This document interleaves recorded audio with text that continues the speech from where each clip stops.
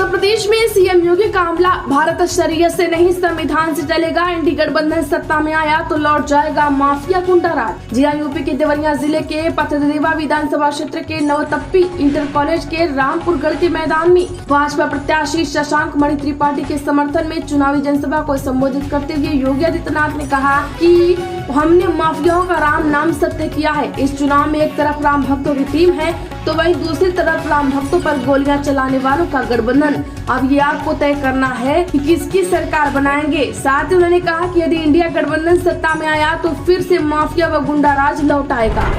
JP Nadda का ऐलान, तीसरी बार भाजपा की सरकार बनने पर शून्य होगा बिजली का बिल। जी हां, राष्ट्रीय अध्यक्ष जगत प्रकाश नड्डा कुशीनगर पहुंचे। यहां चुनावी सभा को संबोधित करते हुए कि केंद्र में भाजपा सरकार बनने पर बिजली का बिल शून्य होगा, ऐसा कहा। पीएम सूर्य घर मुफ्त बिजली योजना के तहत सौर ऊर्जा के बदौलत प्रत्येक बिजली कनेक्शन धारियों के छत पर सोलर पैनल लगाकर बिजली पैदा की जाएगी।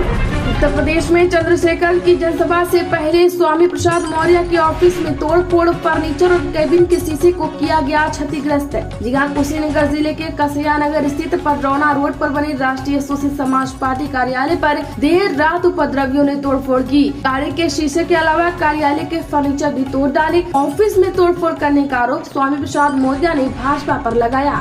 राम मंदिर में मोबाइल पर लगा बैन, ट्रस्ट ने आईजी के साथ बैठक में लिया अहम निर्णय। जी हां, राम जन्मभूमि तीर्थ क्षेत्र ट्रस्ट के पदाधिकारी, मंडलायुक्तों एवं आईजी की संयुक्त बैठक में राम मंदिर परिसर में मोबाइल फोन प्रतिबंधित किए जाने के निर्णय आज इंटरनेट मीडिया पर प्रसारित हनुमान जी की मूर्ति का हाथ टूटे होने की घटना से जोड़कर देखा जा रहा है। ऐसे ही झूठ के परिणाम स्वरूप संभवतः उस महिला ने राम मंदिर परिसर में गर्भगृह की ओर जाते हुए हनुमान जी की मूर्ति का हाथ टूटा देखकर उसका चित्र ले लिया। आपको बता दें कि इन सबको देखते हुए मोबाइल को बैन किया गया है। आजम खान और परिवार को हाई कोर्ट से बड़ी राहत, 2 जन्म प्रमाण पत्र मामले में मिली जमानत, सजा पर भी रोक। जी हां, सपा नेता आजम खान, उनकी पत्नी तंजीन और बेटे अब्दुल्ला को 2 जन्म प्रमाण पत्र के मामले में बड़ी राहत मिल गई है। हाई कोर्ट ने तीनों की सजा पर रोक लगा दी। इसके साथ ही तीनों को जमानत भी दे दी है। हाई कोर्ट के न्यायाधीश न्यायमूर्ति संजय कुमार सिंह ने आजम खान, तंजीन और अब्दुल्ला आजम की आपराधिक पुनर्निरीक्षण याचिका पर यह फैसला सुनाया। दोनों पक्षों की बहस होने के बाद 14 मई को फैसला सुरक्षित रख लिया गया था। तीनों फिलहाल अलग अलग जेलों में बंद थे। वहीं आजम खान छूटेंगे नहीं क्योंकि वह डूंगरपुर मामले में 7 साल और छजलैट मामले में भी 2 साल की सजा मिल चुकी है। अम्बेडकर ने कर दिया रानी का ऑपरेशन, अनुप्रिया के बाद राजभर ने राजा भैया के खिलाफ खोला मोर्चा। जी हां, लोकसभा चुनाव के बीच यूपी की सियासत में नए समीकरण भी बनते दिखाई दे रहे हैं। कई चुनाव में बीजेपी के सहयोगी रहे कुंडा के बाहुबली विधायक राजा भैया के खिलाफ एनडीए में शामिल दलों ने ही मोर्चा खोल दिया है। पहले अपना दल अध्यक्ष अनुप्रिया पटेल ने राजा भैया के इलाके कौशाम्बी में जाकर ऐसा बयान दिया जिससे खलबली मच गई है। अब भाजपा की ही एक अन्य सहयोगी सुबह सपा के प्रमुख ओपी राजभर ने अनुप्रिया पटेल की लाइन पकड़ ली है। वो अनुप्रिया से भी एक कदम आगे बढ़ते हुए कहा कि बाबा साहेब अम्बेडकर ने रानी का ऑपरेशन कर दिया, अब रानी के पेट से राजा पैदा नहीं होगा। यह भी कहा कि राजा भैया का पूर्वांचल की राजनीति में कोई असर नहीं है। संविधान के खिलाफ है मुसलमानों को आरक्षण, सीएम योगी ने विपक्ष को रिजर्वेशन पर ही घेरा। जी हां, लोकसभा चुनाव में विपक्ष खासकर इंडिया गठबंधन ने मोदी सरकार को संविधान और आरक्षण को लेकर घेरा है।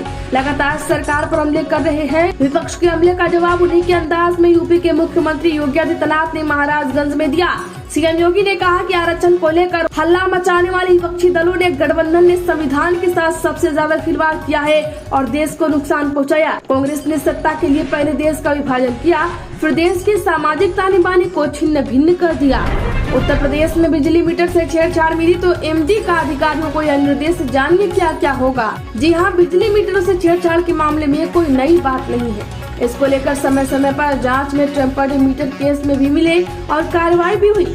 मुरादाबाद में भी ट्रेंड मीटर को लेकर पूर्व में कार्रवाई हुई है। अमरोहा में 2 दिन पूर्व एक उपभोक्ता की शिकायत पर बिजली मीटर से छेड़छाड़ की पुष्टि होने पर आरोपी मीटर रीडर और सुपरवाइजर की सेवा समाप्त कर दी गई। सीएम योगी के आवास पर आरएसएस से बीजेपी का मंथन, दलित वोटरों पर बढ़ेगा फोकस, 27 को सीटों के लिए बनी रणनीति। जी हां, उत्तर प्रदेश के चुनावी परिदृश्य को लेकर संघ और भाजपा की एक महत्वपूर्ण राजनीतिक बैठक 5 कालिदास मार्ग स्थित मुख्यमंत्री आवास में हुई। भाजपा के राष्ट्रीय महामंत्री संगठन बीएल संतोष और मुख्यमंत्री योगी आदित्यनाथ की मौजूदगी में हुई इस बैठक में मौजूदा राजनीतिक परिस्थितियों पर चर्चा की गई। मतदान बढ़ाने से लेकर विपक्ष द्वारा संविधान और आरक्षण के लिए खड़े किए गए सवालों से उत्पन्न परिस्थितियों पर भी चर्चा की गई। उत्तर प्रदेश में माध्यमिक विद्यालयों में सृजित होंगे कंप्यूटर शिक्षक के पद, शिक्षा निदेशालय भेज चुका है प्रस्ताव। जी हां, इस दौर में कंप्यूटर शिक्षा सबके लिए जरूरी हो गई है, लेकिन माध्यमिक शिक्षा के विद्यालयों में कंप्यूटर शिक्षक पद सृजित नहीं है। फिर भी कंप्यूटर विषय कई वर्ष पहले लागू कर दिया गया है। शिक्षक के पद सृजित न होने पर अस्थायी शिक्षकों के कम चलाया जा रहा है। कई बार इसकी मांग उठी है। पिछले वर्ष शिक्षा निदेशालय ने कंप्यूटर शिक्षक पद सृजन के लिए प्रस्ताव भेजा है। आने वाले दिन पर सृजन पर शासन से निर्णय हो सकता है। उत्तर प्रदेश के देवरिया में डिप्टी सीएम ब्रजेश पाठक बोले, अयोध्या में बन गया राम मंदिर, सरकार बनते ही मथुरा की बारी। जी, उत्तर प्रदेश के मुख्यमंत्री ब्रजेश पाठक ने Salimpur saint of public school के प्रांगण में भाजपा प्रत्याशी रविंदर कुशवाहा के पक्ष में एक जनसभा को संबोधित किया। डिप्टी सीएम ब्रजेश पाठक ने लोगों को आभार व्यक्त करते हुए कहा कि 2.5 महीने से रोज चुनाव प्रचार में जगह जगह आग के बीच जाने का अवसर मिल रहा है, जनता का आभार से नहीं मिल रहा है। डिप्टी सीएम ब्रजेश पाठक ने इस बीच कहा कि लड़ाई एक तरफ राम मंदिर बनवाने वाले राम भक्त से है, तो दूसरी तरफ कार सेवकों पर गोली चलाने वालों के बीच है। अब तय आपको करना है कि आप किसकी तरफ होंगे। समाजवादी पार्टी की सरकार ने भक्तों पर गोलियां चलवाई हैं। साथ ही डिप्टी सीएम ब्रजेश पाठक ने कहा कि अब सरकार बनते ही मथुरा की बारी है। मथुरा में कृष्ण भगवान बांसुरी बजाकर इंतजार कर रहे हैं। आप मोदी जी के हाथों के मजबूत कीजिए। जल्द ही अदालत के माध्यम से भगवान कृष्ण पूरी दुनिया के सामने बांसुरी बजाते नजर आएंगे। उत्तर प्रदेश में भाजपा विधायक समेत 7 नेताओं को 1 महीने की सजा, 100 रुपए का जुर्माना भी लगा। जी हां, आदर्श चुनाव आचार संहिता को उल्लंघन के मुकदमे में एमपी एमएलए कोर्ट ने दोषी होने के बाद बागपत से भाजपा विधायक समेत रालोद के पूर्व विधायक और 5 अन्य नेताओं के 1-1 माह की सजा सुनाई है। साथ ही इन पर 100 रुपए का अर्थदंड भी लगाया है। अर्थदंड जमा न करने पर 7 दिन के लिए अतिरिक्त कारावास के आदेश जारी किए गए हैं। उत्तर प्रदेश में अमरोहा में व्यवस्था हुई बेहाल, कुपोषण से जंग लड़ रहे 18,000 नैनीहाल 17 बच्चे एनआरसी वार्ड में भर्ती। जी हां, कुपोषण खत्म करने के लिए कई कल्याणकारी योजनाएं धरातल पर बेअसर साबित हो रही हैं और कुपोषण की काली छाया मासूमों की जिंदगी को बर्बाद कर रही है। यही कारण है कि जिले के करीब 18,516 बच्चे कुपोषण से जंग लड़ रहे हैं। स्थिति यह है कि 6,931 बच्चे लाल श्रेणी में। उसमें जा रहे जायरीनों के साथ हुआ घटना, हाईटेंशन लाइन की चपेट में आई ट्रॉली, 21 लोग चपेट में। जी हां, पीलीभीत मोर्च में शामिल होने जा रहे जायरीनों की ट्रैक्टर ट्रॉली हाईटेंशन लाइन की चपेट में आ गई। इससे उसमें सवार 21 जायरीन गंभीर रूप से लपेटे में आ गए। आनंद फानंद सभी को सीएससी न्यूरिया में ले जाया गया, जहाँ हालत गंभीर होने पर सभी को मेडिकल कॉलेज भेजा गया है। उत्तर प्रदेश में नशीली दवाओं की तस्करी करने वाले 3 आरोपित गिरफ्तार। अमेरिका सहित अन्य देशों में प्रतिबंधित दवाओं की करते थे सप्लाई, 13,500 गोलियां बरामद। जीएसटीएफ ने 3 अंतर्राष्ट्रीय तस्करों को गिरफ्तार किया है। आरोपी नशीली दवाओं की तस्करी अमेरिका सहित अन्य देशों में करते थे। एसटीएफ ने चिनहट में महियारी से देवा रोड की तरफ टाटा स्टील को कंपनी के गेट के पास से आरोपियों को गिरफ्तार किया है। कानपुर देहात में 2 पक्ष आपस में भिड़े, पथराव और फायरिंग, 14 घायल, 2 गांव में फोर्स तैनात। जी हां, बता दें कि कानपुर देहात में बड़ी घटना सामने आ रही है। आर्यनगर और फतेहपुर रोशनाई गांव राजस्व के लोगों के बीच जमकर मारपीट हुई। फायरिंग पथराव की घटना के बाद दोनों राजस्व गांव के लोग दहशत में नजर आए। गांव के लोगों ने बताया कि दिन में शुरू हुआ विवाद देर शाम तक चलता गया। पुलिस पूरी घटना से अनजान रही। घटना को हमलावरों ने फिल्मी अंदाज में अंजाम दिया। फायरिंग व पथराव के बाद गाँव में दहशत का माहौल है। उत्तर प्रदेश में डिप्टी सीएम बोले, यूपी की सभी सीटें जीत रही हैं बीजेपी, चुनाव आते ही दिखाई देता है नेता। विपक्षी सरकार में किस तरह गुंडागर्दी होती थी जनता ने देखा। यहाँ चुनाव प्रचार के दौरान घोसी लोकसभा क्षेत्र में पहुंचे डिप्टी सीएम ब्रजेश पाठक ने दावा किया है कि यूपी की 80 लोकसभा सीटों में से 80 सीटें बीजेपी जीत रही है। साथ ही कहा कि एनडीए समर्थित प्रत्याशी अरविंद राजभर यहाँ से चुनाव जीत रहे हैं। कहा कि वह एनडीए के योग्य उम्मीदवार है। विपक्ष पर जमकर निशाना साधते हुए कहा कि पिछली सरकारों ने जनता के साथ धोखा किया है। पिछली सरकारों में किस तरह की गुंडाई होती थी, प्रदेश की जनता ने अपनी आंखों से देखा है। उत्तर प्रदेश में 4 जून को सबसे पहले होगी पोस्टल बैलेट की गिनती। ऐसे गिने जाएंगे डाक मतपत्र। जी हां, 4 जून को होने वाली मतगणना में सबसे पहले पोस्टल बैलेट की गिनती शुरू होगी। इसके बाद ईवीएम से वोटों की गिनती की जाएगी। पोस्टल बैलेट की गिनती के लिए एआरओ, सुपरवाइजर एवं गणना पर्यवेक्षकों का प्रशिक्षण कलेक्टर सभागृह में एडीएम न्यायिक एवं प्रभारी पोस्टल बैलेट की अध्यक्षता में हुआ। प्रशिक्षण में सेवा निर्वाचकों के पोस्टल बैलेट पर अंकित क्यूआर कोड को स्कैन करने के बारे में भी ट्रेनिंग दी जाएगी।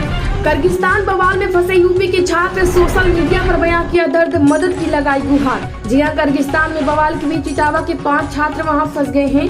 राजधानी बिश्केक में रह रहे छात्र काफी डरे हुए और दहशत में हैं। सोशल मीडिया पर मदद की गुहार लगा रहे हैं। छात्रों ने अपने अभिभावकों को घटनाक्रम की जानकारी दे दी। परिजन चिंतित हैं। ये पांचों छात्र विषयक में MBBS कर रहे हैं। फिलहाल वह सकुशल हैं और फ्लैट में रह रहे हैं।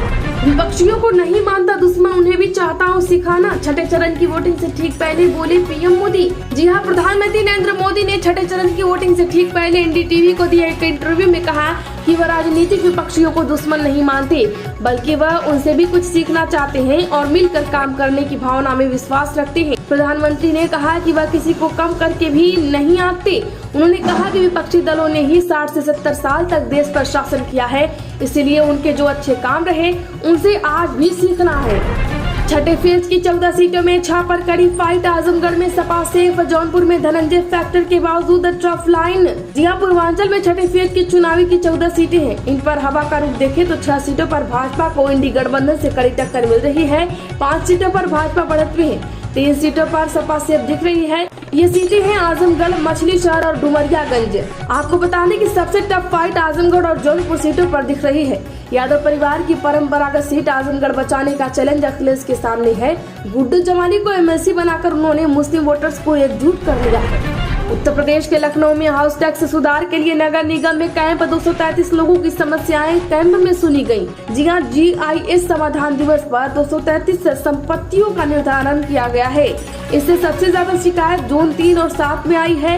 इंदिरा नगर निवासी रोनल ने कहा कि उनका बिल 12,000 रुपए आ रहा है।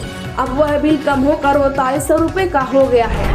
उत्तर प्रदेश के महाराजगंज में योगी बोले, हमारे आगे पीछे कोई नहीं, सनातन धर्म के लिए सत्ता को ठुकरा सकते हैं। सपा कांग्रेस ने सारा पैसा कब्रिस्तान में लगाया। जी हाँ, CM योगी ने महाराजगंज में जनसभा को संबोधित करते हुए कहा, हम सनातन धर्म के लिए सत्ता को ठुकरा सकते हैं, देश और धर्म के लिए कुछ न्यौछावर भी कर सकते हैं। हमारे आगे पीछे कोई नहीं है, जो भी है जनता है। CM ने कहा कि अयोध्या सज गई है, काशी सज गई है, गोरखनाथ की नगरी भी सज गई है। अब मथुरा की ओर हम लोग बढ़ रहे हैं।